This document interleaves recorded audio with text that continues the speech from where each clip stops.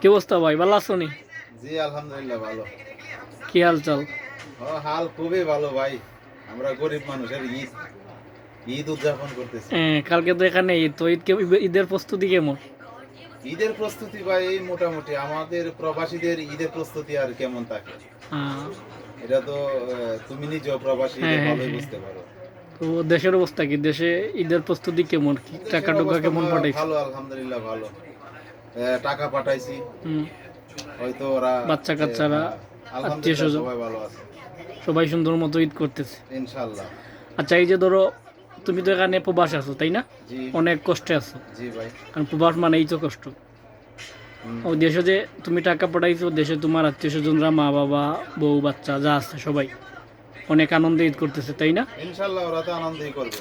তো এই যে তারা আনন্দ করতেছে আর তুমি এখানে কষ্ট করে টাকা পাঠাইছো, ওই তারার আনন্দ থেকে তো তোমার নিশ্চয়ই একটা আনন্দ হয়েছে যে আমি কষ্ট নাই থাকি।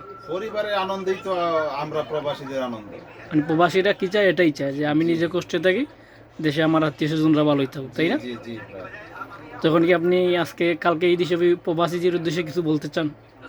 প্রবাসীদের উদ্দেশ্যে কি বলবো, সকল প্রবাসী তো এই আমারই মতো এই কষ্টেই দিন যাপন করবে, এবং ঈদের দিনও আমাদের ডিউটি করতে হয়, কাজ করতে হয় আসলে।